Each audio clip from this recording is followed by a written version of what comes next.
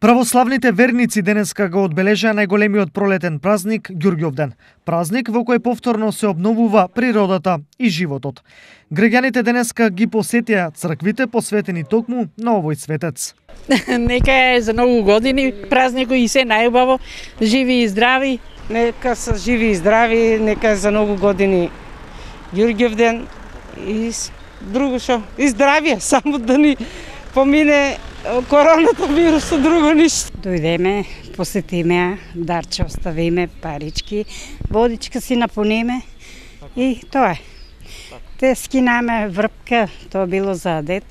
Дома така ги стават за здравје.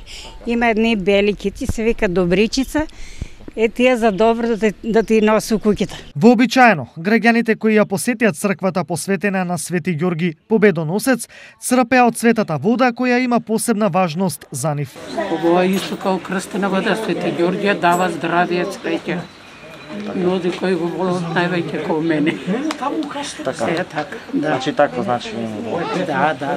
Овој ден е најубав за младите највеќе. Кој всушност бил Ѓорги Победоносец? Царот го ставил Ѓорги на големи баки, го мачеле, му дереле кожата со клинци, на крајот го закопале во земја, 3 дена само главата му била надвор, му дале да пие смртоносна напивка, но и тоа не можело да го убие Ѓоргија.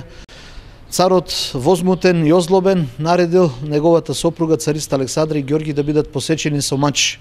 Така и се случило, царицата ја испуштила својата душа на Бога пред да биде пресечена, а Ѓорги во 303 година настрадал маченички заради Христа. Ѓурѓовден е празник и на земјоделците, сточарите, но не само православните христијани, го слават и верниците од исламска вероисповед, нарекувајќи го едерлези. На местото Шардаванбаши се собираа и верниците од исламска вероисповед да го прослават празникот Едерлези, празник на животот, младоста и пролетта. Ѓурѓовден е празник врзан со најголем број обичаи што постојат во народното верување и кој секоја година се паѓа на 6 мај.